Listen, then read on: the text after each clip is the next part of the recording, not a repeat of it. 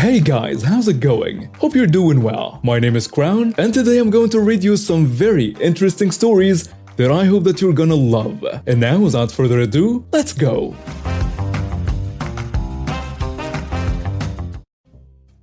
Brief intro. When I was little, I used to visit this friend of mine very often, both because I loved spending time with them and because my parents weren't at home most of the time because of work. This friend of mine had a nanny that had to look after them and also had to do some chores like cleaning, cooking for them, and helping them do their homework. The problem with her, we will call her the entitled nanny, was the fact that she wouldn't always do those things and would rather sit on the couch, watch movies, and stay on her phone. So my friend wouldn't always do their homework, and because of that, they didn't have very good grades, and their parents were quite concerned about it.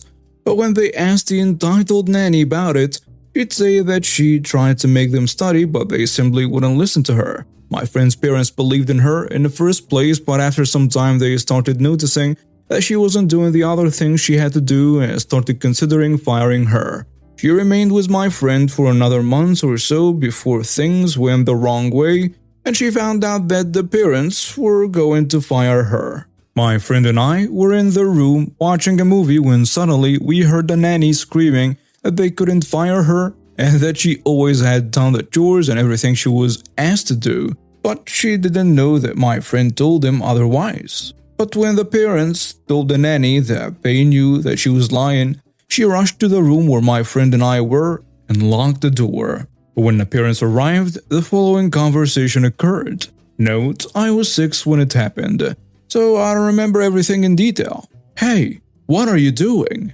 I'm going to take her away. You don't deserve her. I'm the one who raised her, so she's better off with me than you. If you don't let me go with her and her friend, I will call CPS and tell them that you took her from me. Yes, she really said that. I'm calling the cops if you won't leave this house right now. You can call whoever you want, you stupid son of a witch. I am not leaving. The parent proceeds to call the police and tell them what's happened. At this point, both my friend and I were terrified. But when the police arrived and the parents went outside to talk to them, the nanny unlocked the door, grabbed me and my friend by the arm, and dragged us to the garage where her car was. She then made us get in the back seat and tried to drive off. But luckily, one of the police cars was parked in front of the garage door, so she couldn't escape. And after that, she got dragged outside of the car. The nanny got arrested and sentenced to 13 years of jail and 10 more years of probation, plus she had to pay 4,500 euros to the parents, which the parents saved from my friend's college funds. To this day, we're big friends, and we work for an international transport company. I was out earlier today to get some groceries. It was an uneventful shopping trip for the few things I went out for. This happened when I tried to get in a cab I had called for myself. When my cab pulled up, it was one of the owners, whom I'm good friends with, as well as her husband. I exclusively use their company and they will give me deals sometimes, like not charging for an extra passenger, or if they see me walking, they will stop for me and not charge me. The cab driver, whom I will call Claudia, helped me load my groceries into the trunk of the car. I put the cart along with the other carts, and when I went to get into the cab, there was a woman sitting there. She had locked the back door so I couldn't get in, and she stared straight ahead so she didn't make eye contact with me. I said to Claudia, I thought I called for the cab. Who is that lady? Claudia looked in the backseat window on her side and said, I don't know, but she's getting out. This is your ride. Claudia opened her door and nicely explained to the woman that the cab was already hired, so she had to get out. But she will get on a radio and get someone else there right away. This woman was having none of it. I got in the cab first, so it's my cab. Just shut up and get in and take me to wherever she wanted to go. Claudia told her she needed to get out because this cab was taken again. She tried to open the door to get the woman out, but every time she hit the unlock button, the woman would lock the doors faster than Claudia could unlock and open them. Then Claudia just reached into the cab, took out the keys, and told the woman she was calling the police if she didn't exit right away. Then a woman lurched over to the front seat and locked all the doors. Claudia had the keys and could have opened the lock at any time, but instead she kept to her word and called the police. The police station is literally across the street from the shopping center, so they were there in less than 5 minutes. When they did arrive, we told them what was going on, and they ordered her out of the cab. She sat there stone-faced and ignored the 2 police officers completely. They got Claudia to unlock the doors and were quicker at getting the door open than she was at locking it. One officer ordered her out of the cab. She turns to him and says, "I am not getting out. This is my cab and I will stay. And that driver better get herself behind the wheel before I press charges." At the same time, as the first officer was talking to her, the other jumped in the back seat and basically shoved her out of the door. Once she and the second officer were out, the first officer shut the door and Claudia locked it. This woman may have been dressed like a lady, and to be honest, she wasn't hard on the eyes, but the gates of hell had just been opened. This complete psycho slapped Officer 1 and was turning to punch Officer 2 when she froze and stiffened with the most ungodly sounds coming from her as Officer 2 tased her. They put her in cuffs and had to wait for the ambulance for the taser barbs to be removed by an EMT. Claudia and I were told we could go. We weren't needed anymore. Since she assaulted an officer, our petty little squabble is nothing now. We still have to make statements, but those are going to wait until Monday. 1. So she can sit in jail all weekend, and 2. Because it was near the end of their shifts, and by the time they were done with the paperwork, it would be quitting time for them anyway. And 3rd, and most importantly, Claudia is a sister of Officer 1. I'm sure Claudia will keep me posted on everything, and the good thing, other than the entertainment, is that Claudia gave me a free drive home and helped unload the groceries. I'm glad I didn't buy ice cream. Update: I talked to Claudia last night. From what her brother told her, that woman cried the whole weekend in jail. She tried buying her way out many times. At court, she pleaded guilty to almost all the charges. She wouldn't admit to hitting the cop, but there was dashcam video showing it clearly. The judge said she was guilty of that as well. I guess there were about 8 charges in total. She was found guilty of all of them. When the judge gave her her punishment, I was told she screamed at the judge, "It's not fair," and tried to offer the judge money so she wouldn't go back to jail. For some reason, the court didn't charge her for trying to bribe a judge, but for everything else, she earned. The judge gave her a total of $2,500 in fines, 1 year probation, 1 year of suspended license, 6 months of suspended jail sentence, and the rest of this week in jail. She will be out Friday, Claudia said. Not me, but a guy I worked with 10 years ago. I guess it counts as revenge. I worked with a guy who really stuck it to his ex-wife. When I met him, he was working in a sporting goods store, making $8 an hour. He was not really like the other retail monkeys. He was older, well-groomed, well-spoken, clearly educated, and so on. One night after work, he gets into his car and I couldn't help but notice that it was a very nice, newish Jaguar. I asked him how he could afford it and he explained it to me. He had been an SVP at a well-known Fortune 50 company, which I will not mention the name of, pulling in $300,000 with bonuses and stock options. He was married, but the marriage fell apart, and in a divorce she demanded that she get the house and 40% of his wages. He and his lawyer somehow managed to get her to agree to let him keep the house in exchange for 75% of his pay. No dollar figure or employer specified. As soon as she took the settlement, he quit his job and looked for a minimum wage job. He said to me she gets 75% of nearly nothing now. He had other money stashed away, so he didn't even need the job. And he had the house and its equity as well. Also, there were no kids, so there were no child support, just alimony. She was furious, of course, and tried to sue him but failed at least once. And when she claimed that the settlement was not keeping her in a lifestyle she was accustomed to, he simply told the judge that the divorce was traumatic to him and he could no longer do his old job as a result. At least at that time, she did not manage to get out of the deal. I'm not sure how it all ended, but I thought it was brilliant. Crazy level spiteful. He was a good employee too, good with customers, showed up on time, no nonsense absenteeism or anything like that. He claimed he loved each payday because it reminded him how little she was getting. It's been 2 years and I can finally post about this. This is juicy, so get ready.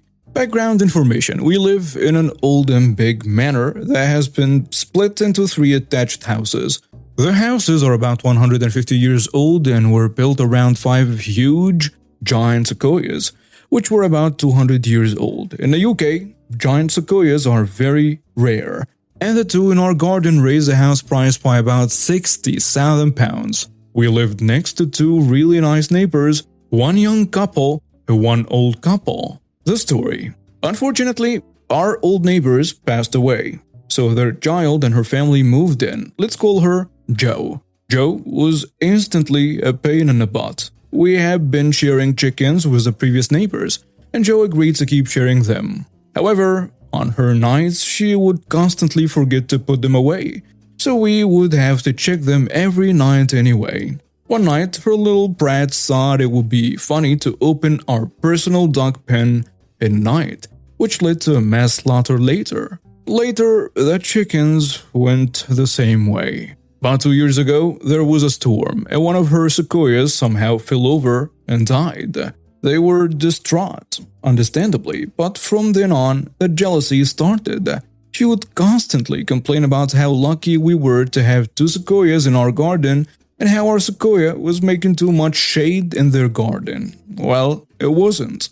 Anyway, we just thought it was Jo being a pain. There were a few dry threats like they would chop it down or maybe the next storm would blow it down, until we came back from a holiday in France to find a huge 6-meter stump and nothing else. I mean, how do you get rid of a 100-foot tree in like 2 weeks? 2 of our old British oak trees had been crushed as well. My mom and sisters were crying, my dad was red in the face, and we had no evidence Jo had done it.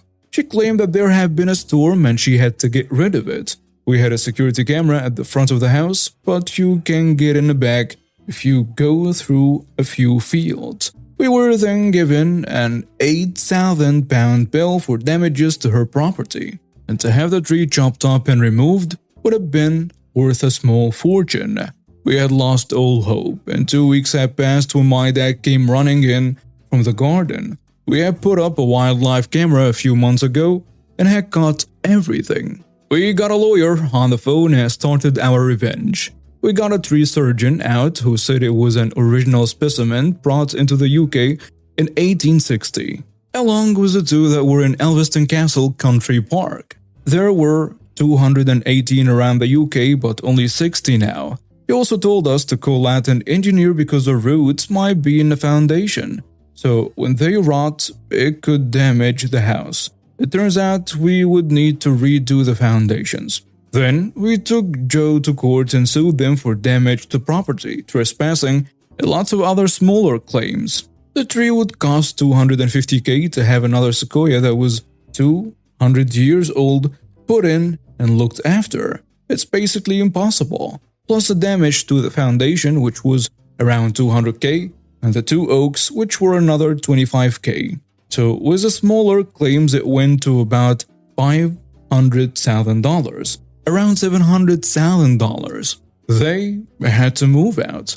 And we have now paid off the mortgage, done a lovely loft and kitchen conversion, and basically done up the house and garden, as well as planted a 60-year-old sequoia tree in the back garden. We also had our kitchen counter and table made from the old sequoia. We now have a new lovely family living next to us who we share chickens, ducks, and pygmy goats with. They are very nice, and I make a fortune babysitting their kids. Edit. Many of you wanted to hear about the court case, but she didn't stand a chance. And as soon as we revealed the footage to her and her lawyer, she gave up. The people who cut the tree down gave us the countertops for free as a sincere apology. They were truly sorry. The neighbors had a second home, so they just sold the house and moved back to their smaller one. We feel bad for the old neighbors, but we do visit their graves because they were like family. Shout out to all of my Subway friends. Our story begins at a previous job, Subway. One of our sister stores had shut down and they were offloading various equipments to other stores, so we ended up getting their bread rack. These things aren't the biggest, but we didn't have a big store, and we already had one. So we have this overflowing back room with 2 bread racks, one partially blocking the fire exit. I was getting more and more annoyed when finally a few days later I asked him one more time, "So we absolutely have to use it?" And Bob, the manager, looks at me like I ate crayons for breakfast and said, "I already told you that." Well, if I have to use it, I was never told how I had to use it. Cue a malicious compliance. I waited until Bob left for the day, then the fun began. For starters, I made a spot against the wall that would fit our bread rack. I unscrewed the glass door, then took out all the shelving units, then even the metal guide racks on the side. I then threw in some empty bread trays and a few of the guide racks back and converted it from a bread rack to a miscellaneous storage rack. It actually looked pretty good. Bob wasn't back around to our store for another few days, but when he returned, Bob goes to the back, starts doing his weekly checklist, and then stops at the bread rack turned storage cabinet. He turns around and goes, "What the hell did this?" My coworker and I shared a very cheeky grin. I owned it and said I did. He asked why, looking all the world like he was ready to write me up. And I politely informed Bob that I had asked to get rid of it, and he had told me multiple times to use the bread rack no matter what. He shakes his head in disappointment and goes back to his list. And we go back to our usual sandwich shenanigans. A few days later, our impromptu storage rack had inexplicably disappeared, and Bob was much more careful about how he chose his wording from then on. And now we have reached the end of today's stories. Thank you for watching and see you next time.